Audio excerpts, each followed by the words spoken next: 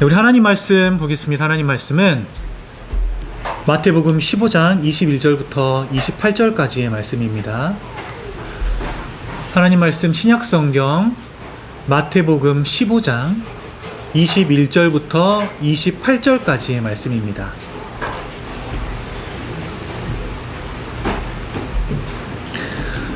신약성경 마태복음 15장 21절부터 28절까지의 말씀입니다.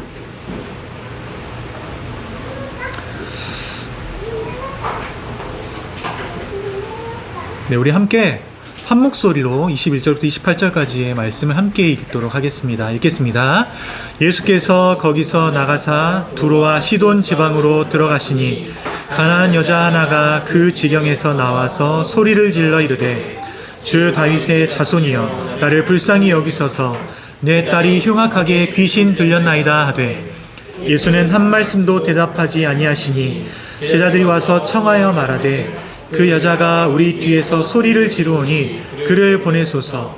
예수께서 대답하여 이르시되 나는 이스라엘 집에 어린 외에는 다른 데로 보내심을 받지 아니하였노라 하시니 여자가 와서 예수께 절하며 이르되 주여 저를 도우소서. 대답하여 이르시되 자녀의 떡을 취하여 개들에게 던짐이 마땅하지 아니하니라. 여자가 이르되 주여 올소이다마는 개들도 제 주인의 상에서 떨어지는 부스러기를 먹나이다 하니 이에 예수께서 대답하여 이르시되 여자여 내 믿음이 크도다 내 소원대로 되리라 하시니 그때부터 그의 딸이 나으니라. 아멘.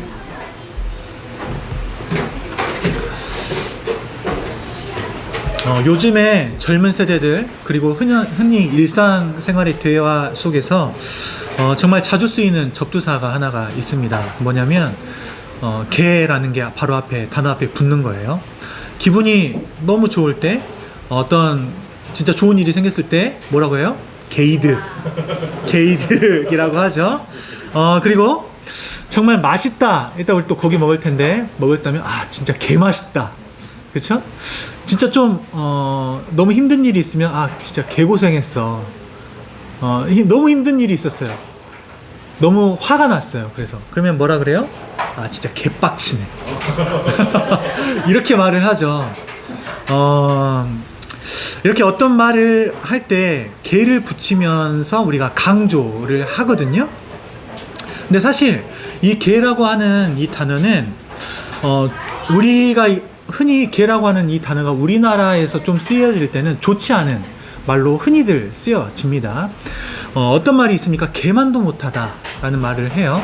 그리고 개판이네 이런 말 많이 하고 상대방을 깎아내리고 부정적으로 이렇게 사용할 때 개라는 동물을 갖고 와서 이렇게 사용을 한단 말이에요.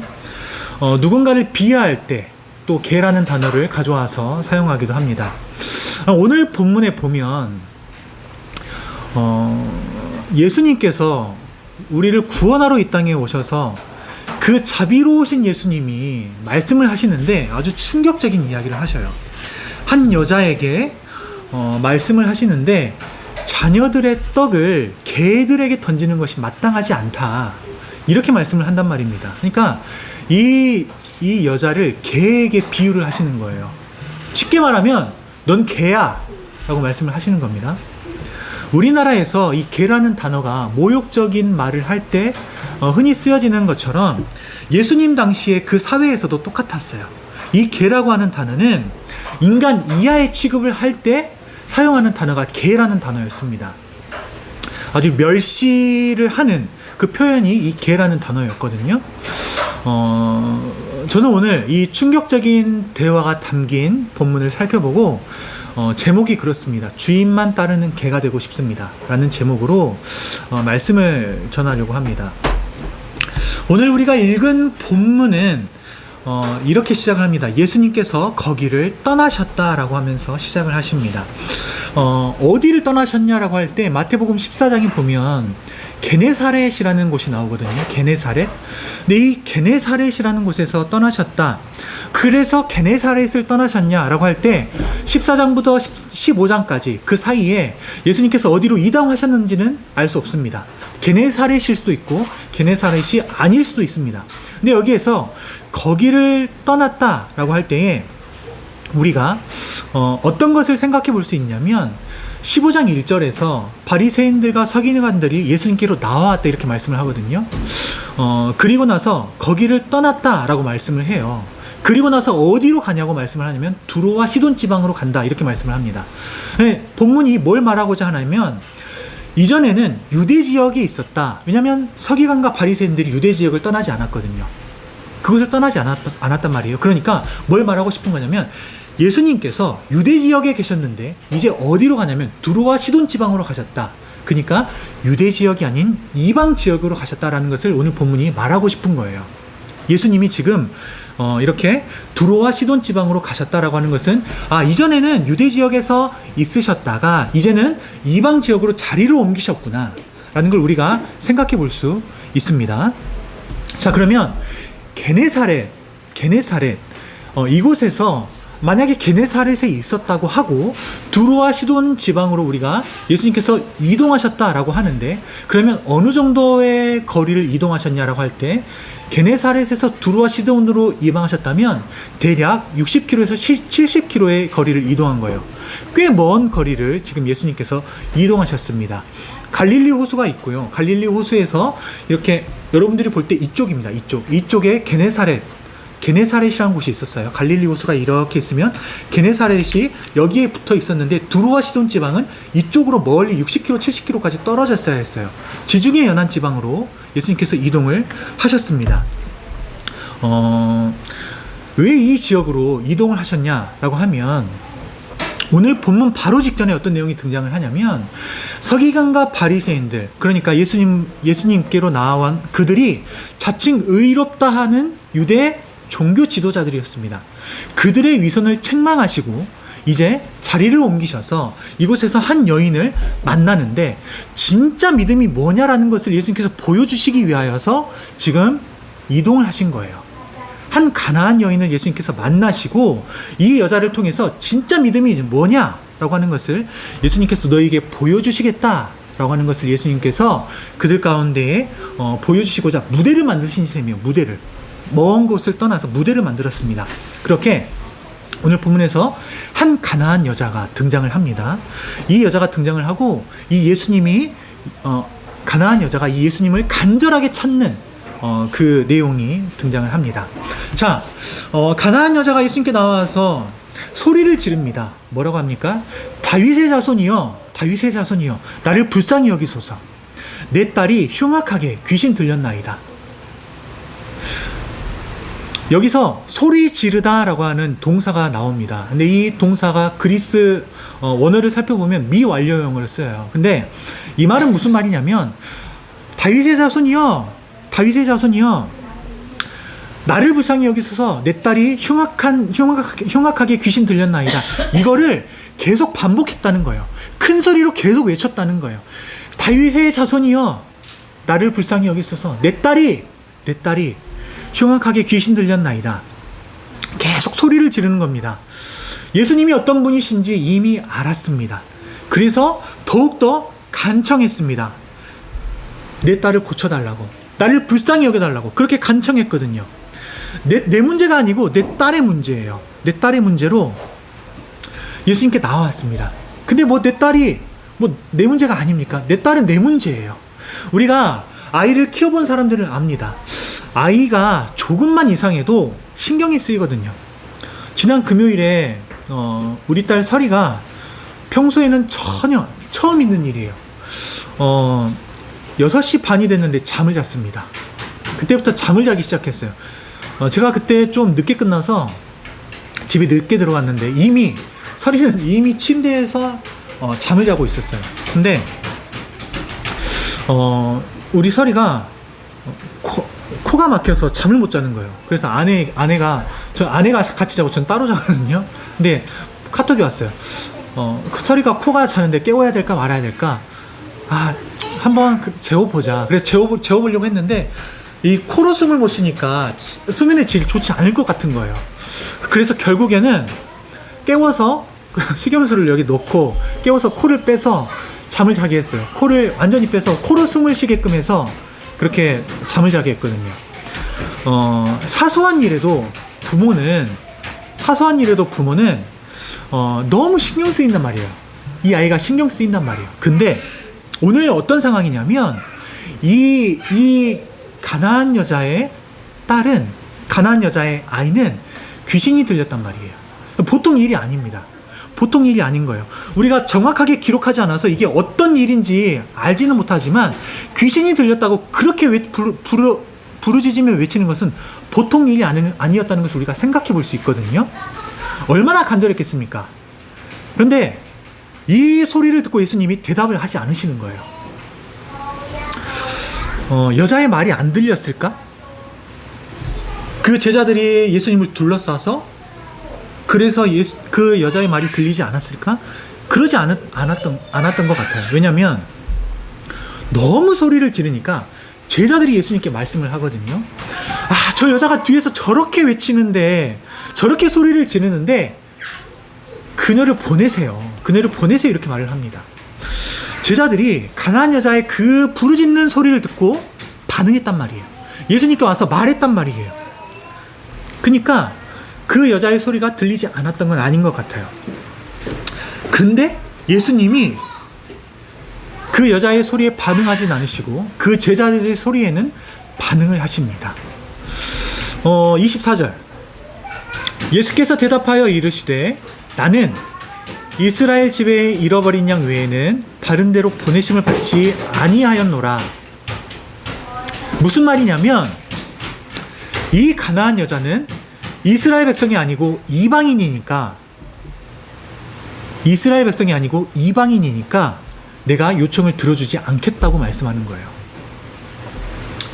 자, 너는 잃어버린 이스라엘 집에 잃어버린 양이 아니야. 너가 이스라엘 집에 잃어버린 양이 아니니까, 즉 이스라엘 백성이 아니니까 나는 너의 요청을 들어줄 수 없어. 자, 진짜 그 이유 때문이었을까요? 진짜 이방인이어서 그랬을까요? 오늘 본문이 여러분 마태복음 15장 말씀이에요. 근데 마태복음 8장에 가면요, 백부장의 하인을 고치는 사건이 나와요. 백부장의 하인을 고치는 사건.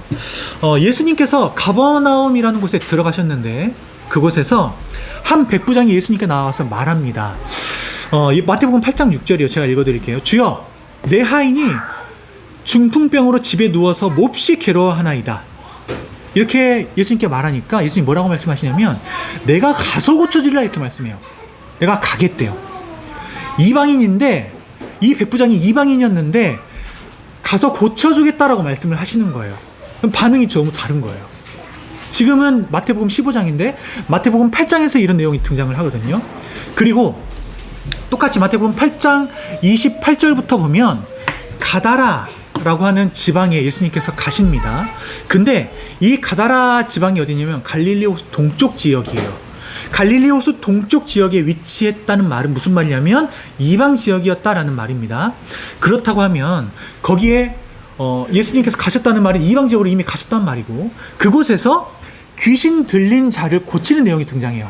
귀신 들린 자가 있는데 그 귀신 들린 자의 귀신을 쫓아내서 돼지떼에 들어가게 하시고 그 돼지떼가 빠져 죽는 이 내용이 등장한단 말이에요.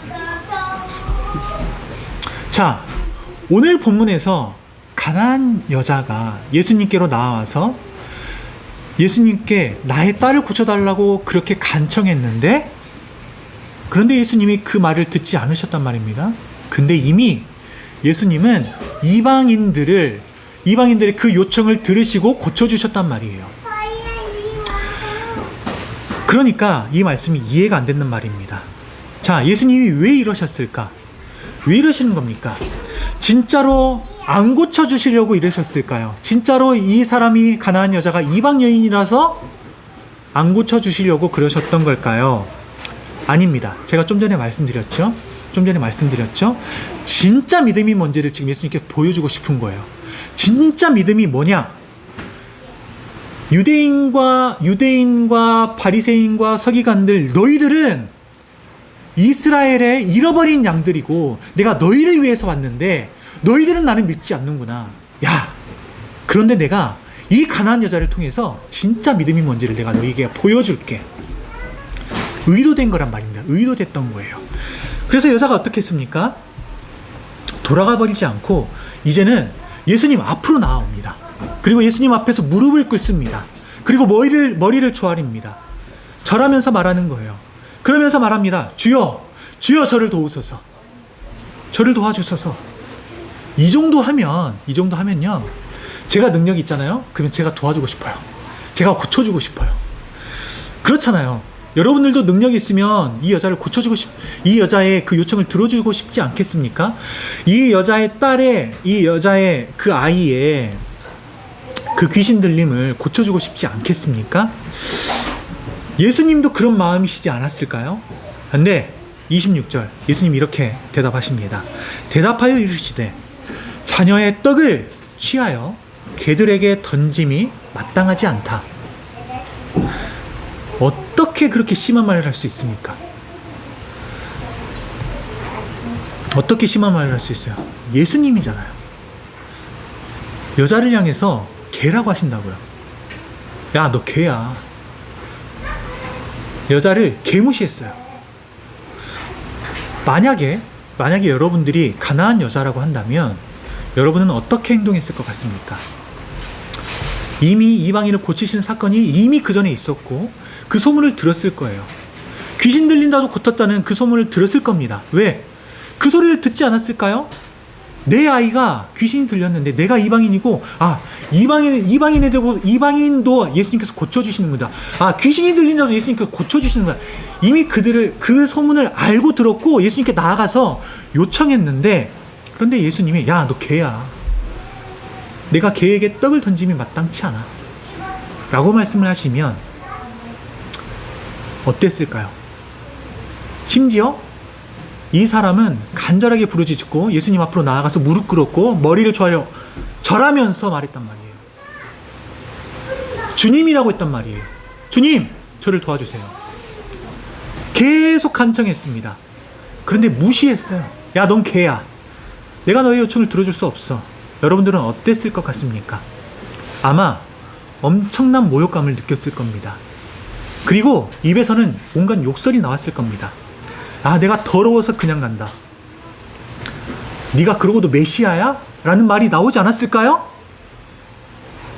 씩씩거리며 돌아섰을 겁니다. 내 자존심을 이토록 질밟는데 눈 뒤집히지 않을 사람이 누가 있겠습니까? 그러지 않겠어요? 안 그럴 것 같죠? 생각해 볼까요? 자녀가 있습니다. 자녀가 아파요. 그런데 기도의 능력이 있다고 소문난 목사님, 저 기도원에 가니까 기도에 능력이 있다고 하는 목사님이 계신다고 하는 소문을 내가 들었습니다. 내 지인이 나에게 말하는 거예요. 내 아이가 아팠는데 내가 가서 요청했더니 안수를 하고 기도해줬어. 그랬더니 내 아이가 나은 거야. 그래서 내가 그 소리를 듣고 그 목사님을 찾아간 겁니다.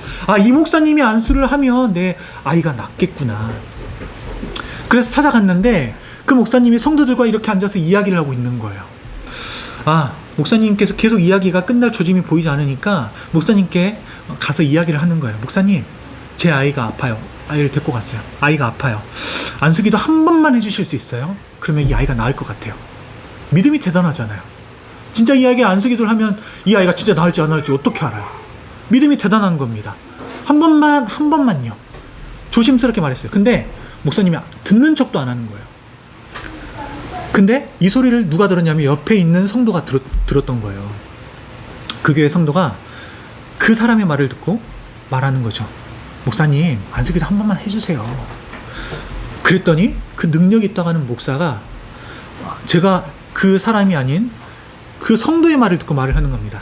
저는 우리 성도들 이외에는 아무에게도 안수기도 하지 않을 거예요.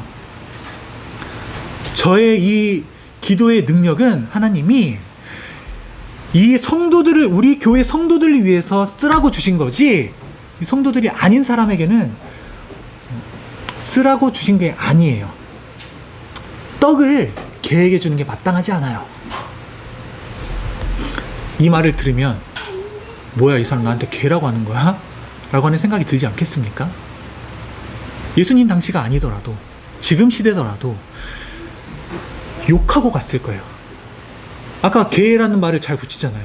개라고 하면서 갔을 거예요. 욕은 못하더라도 내가 더러워서 안수 안 받는다 라고 가지 않았을까요? 여러분, 그런데 가나안 여자는 그 상황에서 이렇게 대답해요. 27절 말씀 한번 함께 읽어볼까요? 27절 말씀을 우리 한번 함께 읽어보도록 하겠습니다. 함께 읽겠습니다. 시작. 여자가 이르되 주여 올소이다마는 개들도 제 주인의 상에서 떨어지는 부스러기를 먹나이다. 아멘.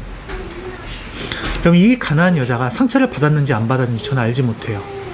이 가나안 여자가 자존심이 얼마나 강했는지 안 강했는지 저는 알지 못해요. 그런데 분명한 것은 자신의 자존심을 다 버렸습니다. 자신의 권리를 주장하지 않았습니다. 내가 왜 개냐라고 분노하지 않았습니다. 내 자존심에 금이 갔다고 욕하지 않았습니다. 예수님을 떠나지 않았단 말이에요. 그리고 예수님께 대답하는 거예요. 주여 올소이다. 주여 올소이다마는 개들도 제 주인의 상에서 떨어지는 부스러기를 먹나이다. 무슨 말이에요? 저는 개가 맞습니다. 저 개 맞아요. 주님, 제가 개가 맞습니다. 그런데 집안의 개도 주인의 상에서 떨어지는 부스러기를 먹잖아요. 당신의 식탁이 얼마나 풍성한지 제가 알고 왔습니다. 그 식탁의 주인이신 당신의 능력이 너무나 커서 그 상에서 떨어지는 부스러기 같은 은혜만으로도 그 작은 부스러기 한 조각으로만으로도 내 딸의 귀신을 쫓아내고 내 삶을 구원하기에 차고도 넘칩니다. 그렇기에 내가 개여도 주님 앞에서 내가 무릎 꿇습니다. 여러분, 이 고백이 무슨 고백인지 아십니까? 예수님을 주인으로 인정한다는 고백이에요. 주인 되신 예수님, 당신을 따르는 개가 되고 싶습니다 라는 고백인 거예요. 주님이 나에게 개라고 하십니까? 맞아요. 나 개예요. 주님이 주인 되신다면 나 개가 되고 싶어요 라는 고백인 거예요. 이 고백 속에는 나의 존재를 하나님 앞에서 철저히 내려놓는 고백이 담겨져 있는 겁니다. 내 자존심, 내 인격, 내 모든 것이 다 부정당한다 하더라도 내가 주님을 따르겠다 라고 하는 고백이란 말이에요. 예수님은 오늘 본문 바로 전에 바리새인과 서기관들을 만나셨다고 했습니다. 그들은 하나님의 자녀다라고 하는 자들이었습니다.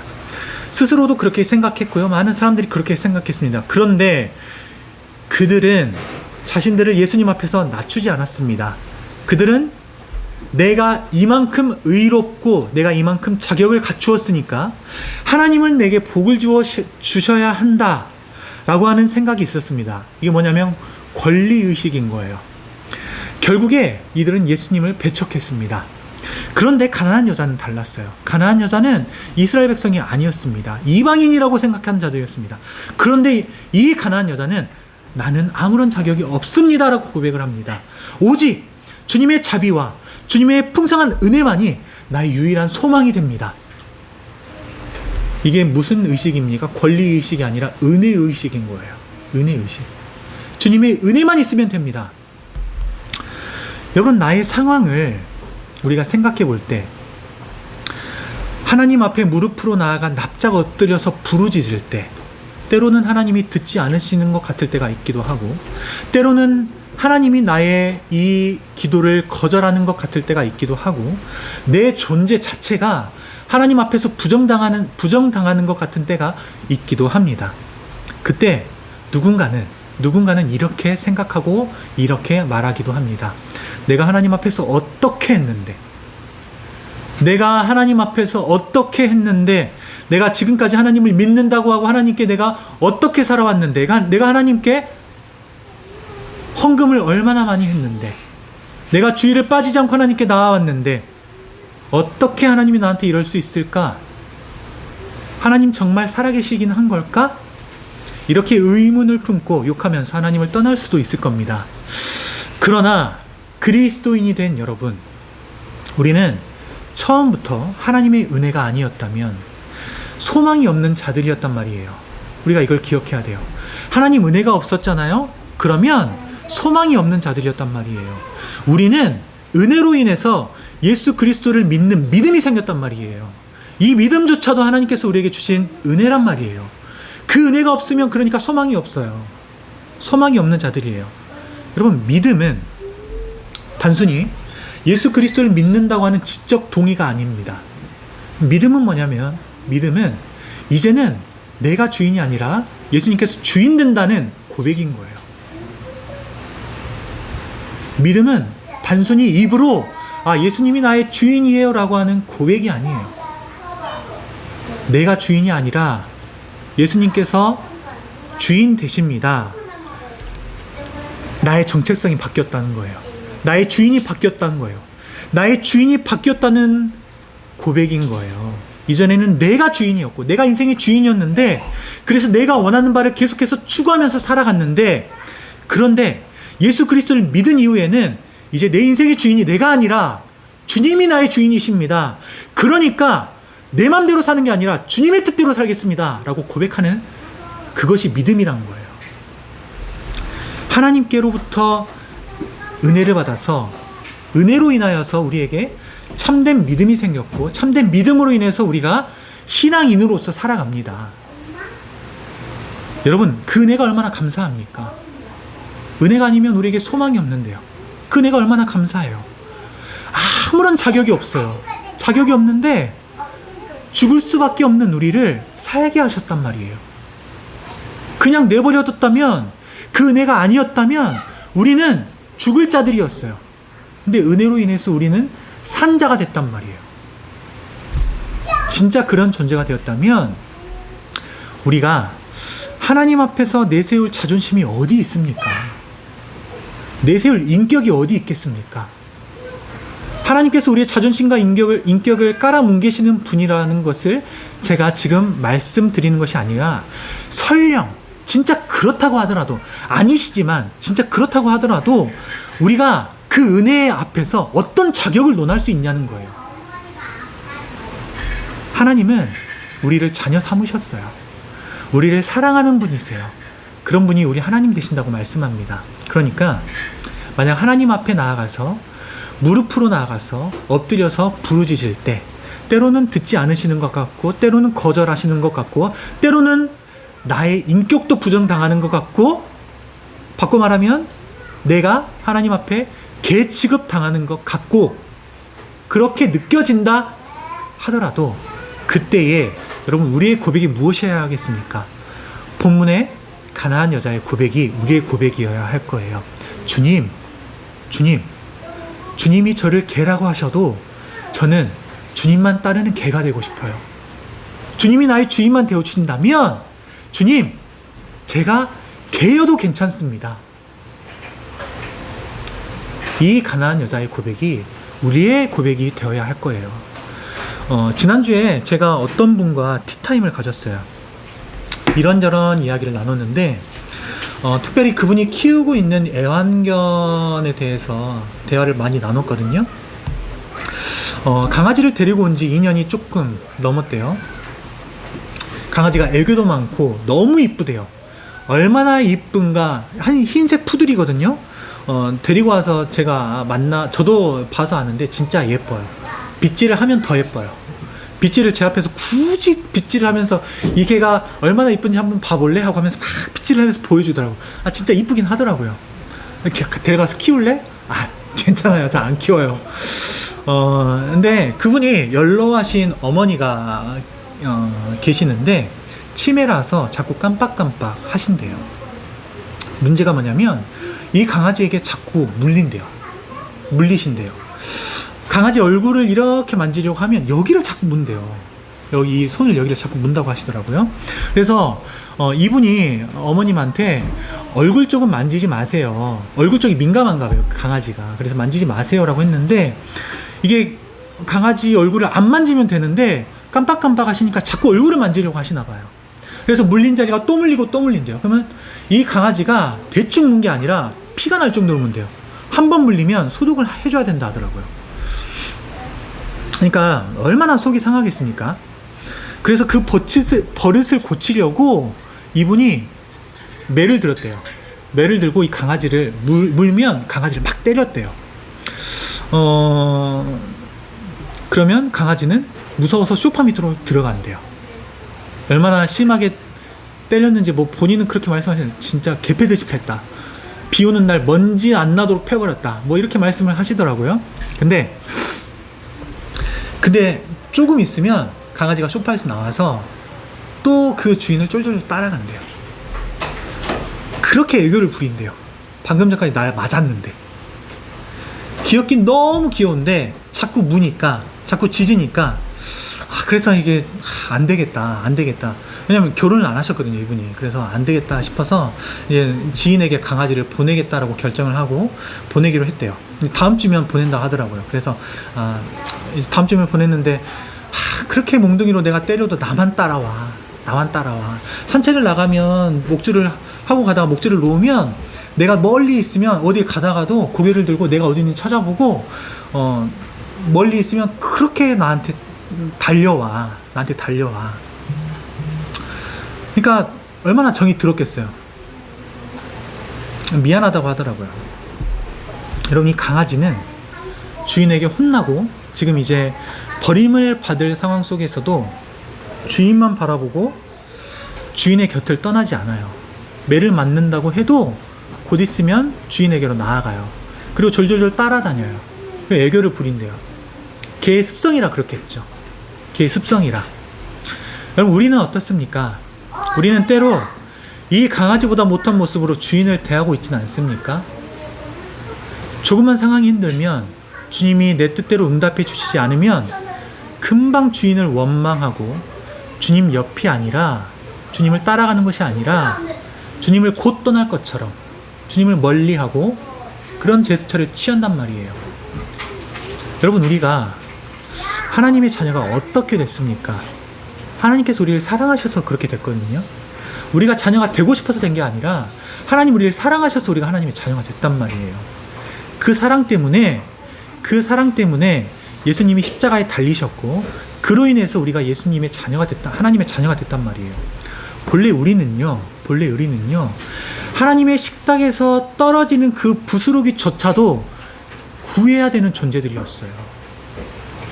비참한 죄인들이었단 말이에요. 그런데 우리의 교만은 오히려 주인의 자리를 탐냈고 결국에 주님을 십자가에 못 박아버렸습니다. 가장 높은 곳에 계셔야 할 예수님이 우리 때문에 가장 낮은 십자가의 자리에서 멸시를 받고 천대를 당하시고 죽으셨단 말입니다. 그렇게 예수님께서 가장 낮은 자리에 내려가심으로 인해서 개만도 못한 우리가 하나님의 자녀라고 하는 최고의 자리를 얻게 되었습니다. 본래 하나님의 식탁에 앉을 자격이 없는 영적으로 비참한 상태에 있던 우리였는데 예수 그리스도께서 가장 낮은 자리까지 내려오셔서 십자가에 못 박히심으로 우리를 개의 자리에서 자녀의 자리로 옮겨주셨단 말이에요. 그렇다고 한다면 우리가 가져야 하는 합당한 태도는 무엇이어야 할까요? 내 자존심, 내 자격을 주장하는 교만한 인간이 아니라 나를 구원하신 주님을 바라보고 주님만 쫄쫄쫄 따라가는 철저한 겸손과 순종의 삶이어야 되지 않겠습니까? 우리가 상황이 좋지 않거나 우리가 매를 맞는 것 같은 그 상황, 우리가 힘들거나 때로는 우리의 존재 자체가 부정당하는 것 같은 그 상황, 사실 하나님은 여전히 그 상황 속에서도 우리의 하나님이세요. 여전히 하나님은 우리를 사랑하세요. 내 자존심과 내 인격을 하나님께 내세우지 않아도 하나님은 내 자격을, 내 자존심을, 내 인격을 존중해 주십니다. 그런데 우리는 그렇다고 하더라도 내 자존심과 내 인격과 내 모든 것을 하나님 앞에 내려놓는다는 고백이 있어야 할 거예요. 이 고백이 무슨 고백이에요? 믿음의 고백인 거예요. 참된 신앙인의 고백인 거예요. 이제는 나의 주인이 내가 아니라 주님이 나의 주님이십니다. 참된 믿음의 고백, 참된 신앙인의 고백인 거예요. 주님의 은혜가 아니면 한순간도 살 수 없습니다. 주님이 아니면 아무것도 아닙니다. 상황이 어떠하더라도 우리가 오늘 이 가난한 여자의 고백이 우리의 고백이 되면 좋겠어요. 주님이 나의 주인이시라면 나는 개라도 괜찮습니다. 주님, 나를 불쌍히 여기소서.